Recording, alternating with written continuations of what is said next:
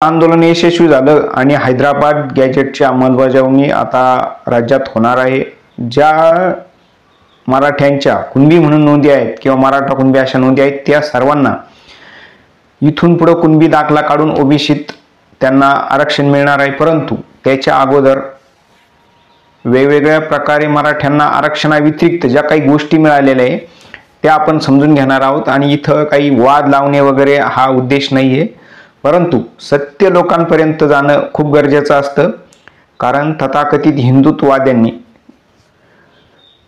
हिंदूच असलेल्या मराठ्यांबद्दल किती घाणेरडे आणि कसं विकृत मानसिकता त्यांची आहे ते दाखवून दिलं। हिंदुत्व ही खोटी गोष्ट आहे हे इथं या आंदोलनाच्या दरम्यान यांनी दाखवून दिलं। कोणी तर सत्ताधारी पक्षाचे जे कार्यकर्ते असतील, पेड पत्रकार असतील, त्याच्यानंतर आणखी अधिकारी असतील, अगदी न्यायालय सुद्धा।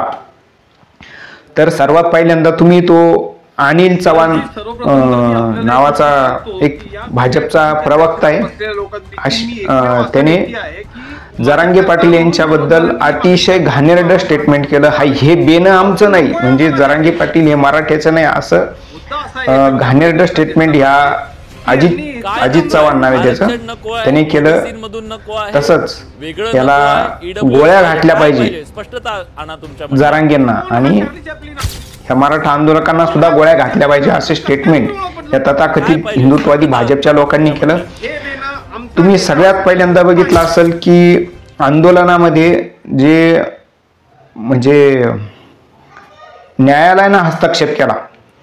2014च्या अगोदर अण्णा हजारेने आंदोलन केलं होतं, त्यावेळेस आंदोलन आम्ही बघितलेलं आहे आणि त्यावेळेस आंदोलनाची अशी परिस्थिती होती की सरकारच्या विरोधात आंदोलन करीत असताना सुद्धा त्यांना मंडप बसायला व्यवस्थित, आंदोलकांना चटाया गाद्या अशी व्यवस्था, अन्न पाणी, शौचालय, लाईट ह्या सगळ्या गोष्टीची इत्तंभूत व्यवस्था मी बघितलेली आहे अण्णा आंदोलनामध्ये। आणि आता जे मनोज जरांगे पाटील यांचं आंदोलन बघितलं तर हे आंदोलन मोडून काढण्यासाठी देवेंद्र फडणवीस यांनी हिंदू असलेल्या मराठ्यांना त्रास कसा दिला तर मुंबईत गेलेल्या मराठ्यांना शौचालय, पाणी, अन्न, लाईट मिळणार नाही 2 दिवस याची व्यवस्था केली।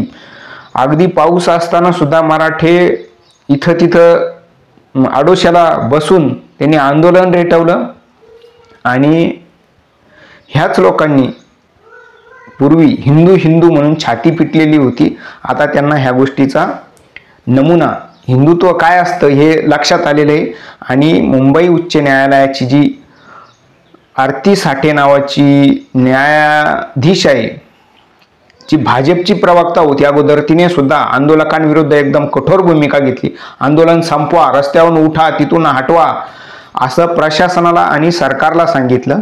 परंतु अगदी 15 दिवसापूर्वी मुंबईमध्ये जैन मारवाड्यांनी ज्यावेळेस आंदोलन केलं होतं त्यांनी अक्षरशः न्यायालयाचा आदेशाचा अपमान नाही तर तो न्यायालयाचा आदेश पायदळी तोडून त्या आदेशाची अक्षरशः विल्हेवाट किंवा त्याला कोलून लावण्याचं काम केलं होतं। परंतु त्यावेळेस हेच मुंबई उच्च न्यायालय झोपलेलं होतं, बिळात जाऊन बसलेलं होतं।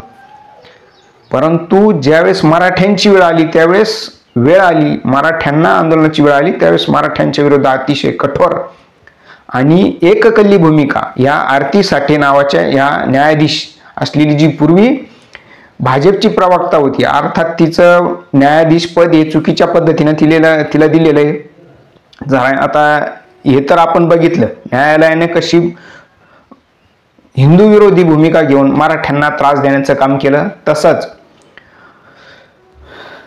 सोशल मीडियावर बेवडा पैसे घेऊन आंदोलन करतो असे भाजपच्या लोकांनी जरांगे पाटलांबद्दल अक्षरशः घाणेरडे स्टेटमेंट केले।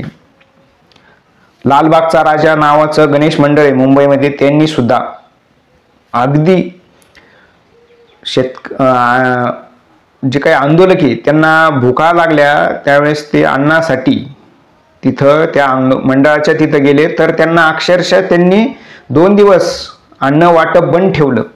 भुकेलेल्या अन्न देण्याची हिंदू धर्मातली परंपरा असताना ह्या तथाकथित गांडू हिंदुत्ववादी लालबागचा राजाचे जे मंडळाचे ट्रस्टी आहेत आणि त्यांना आदेश देणारे जे कोणी असतील ते गांडू हिंदुत्ववाद्यांनी हिंदू असलेल्या मराठ्यांना अक्षरशः जेवायला दिलं नाही.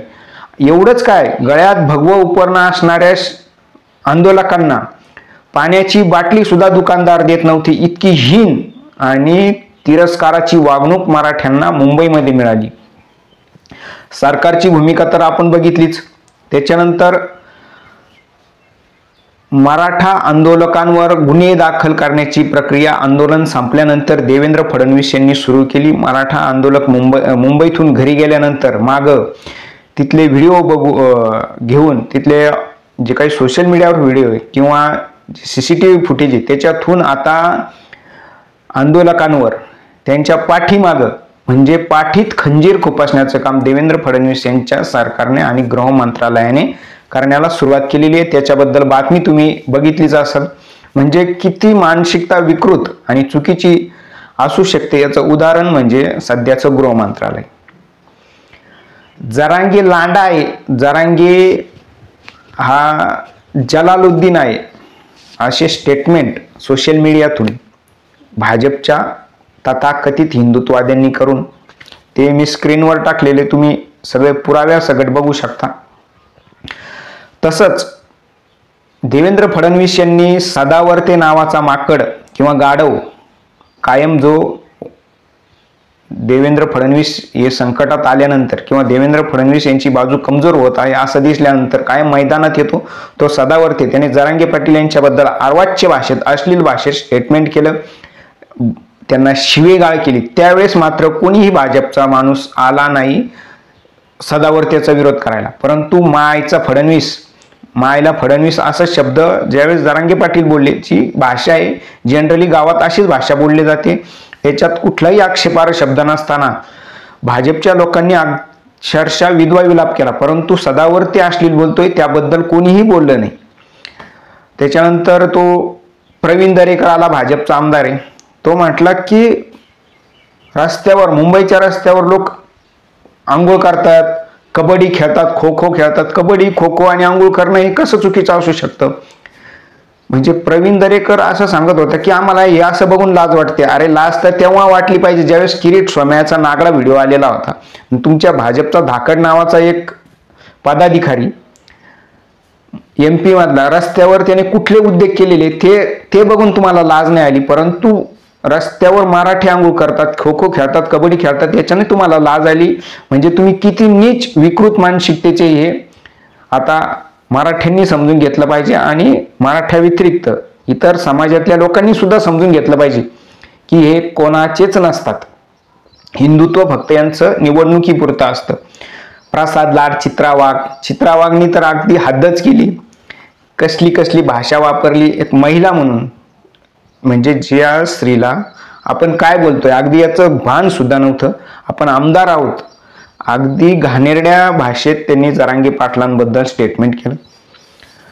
प्रणाली कापसे नावाची तथाकथित महिला पत्रकार जिच्याकडे कुठलेही पुरावे नसताना तिने जरांगे पाटलांच्या आंदोलकांवर किंवा मराठा समाजावर असे आरोप केले की आमचे महिला पत्रकारांचे कपडे ओढले, महिला पत्रकारांना घेरतात. परंतु कुठलाही पुरावा हिने दिलेला नाही. कारण हिच्याबरोबर ही जर पत्रकार आहे तर हिच्याबरोबर एक कॅमेरामॅन असतो. कॅमेरामॅनने कायम ते बातमी शोधत असतात म्हणून त्याच्यासाठी कॅमेरा कायम चालू असतो. परंतु आंदोलकांनी कुठलीही छेडखानी न करताना सुद्धा खोटे आरोप करून जरांगे पाटलांना सुद्धा हिने निवेदन दिलं. कारण ही जी काही कापसे आहे हिचा इतिहास असा आहे की हिला देवेंद्र फडणवीस यांनी सर्वोत्कृष्ट महिला पत्रकार नावाचा असा पुरस्कार दिलेला आहे. म्हणजे हे पेड लोक आहे, पैशासाठी काहीही करतात.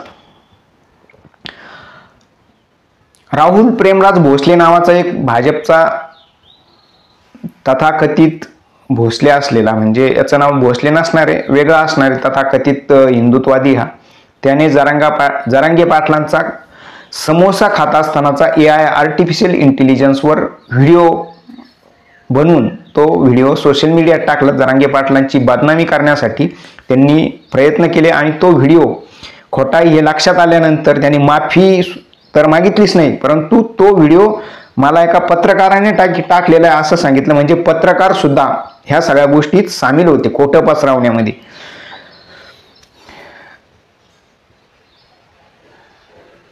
आता ज्यावेळेस जरांगे पाटील मराठा आंदोलकांसह इथून आंतरवाली सराटीतून मुंबईकडे जात होते, त्यावेळेस देवेंद्र फडणवीस आणि त्यांच्या लाचार कार्यकर्त्यांनी हायवेवर मोठे मोठे बॅनर छापून लावले की इतिहास हा कर्तृत्वाला लक्षात ठेवतो, आणि तिथं देवेंद्र फडणवीस यांचा फोटो लावलेला होता. म्हणजे कर्तृत्व, यांचं कर्तृत्व काय?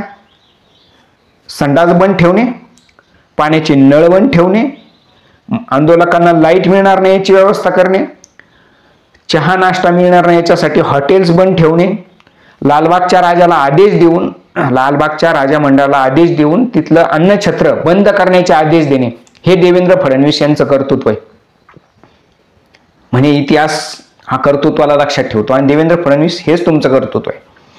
कर्तृत्व हेच आहे तुमचं. तुम्ही आंतरवालीत सराटीमध्ये कीर्तन चालू असताना, भजन चालू असताना वृद्ध माता बहिणींवर अमानुषपणे 2000 पोलिसांच्या करवी लाठीचार केला, अगदी छर्यांच्या म्हणजे बंदुकीतून छर्याचे हल्ले केले किंवा छर्यातून गोळीबार केला. अशा प्रकारे तुमचं कर्तृत्व आहे. संडास बंद ठेवणे, अन्न मिळू न देणे याच्यासाठी प्रयत्न करणे, हे तुमचं कर्तृत्व आहे. आणि हे सर्व लोकांनी लक्षात ठेवलं पाहिजे की ह्या आंदोलनात आपण काय मिळवलं. एकीकडं पुरावे असणाऱ्यांना मराठवाड्यात कुणबीचे दाखले मिळणार आहेत, जे पूर्वी पण मिळत होते. फक्त आता या GR बद्दल बरेच लोकांच्या शंका कुशंका आहे, त्याच्यावर आपण आत्ता बोलू नये. परंतु याच्या व्यतिरिक्त मराठ्यांना काय मिळालं, तर अक्षरशः मराठ्यांची बदनामी करण्याचं काम यांनी केलं. मराठ्यांना अपमानित करण्याचं काम या तथाकथित हिंदुत्ववादी, बेगडी हिंदुत्ववाद्यांनी केलं. धन्यवाद मित्रांनो. तुम्हाला हा व्हिडिओ आवडला असेल तर हा जास्तीत जास्त लोकांपर्यंत पोहोचू द्या, आणि यांचं हिंदुत्व किती बेगडी आहे, किती खरं आहे हे सर्वांना कळू द्या.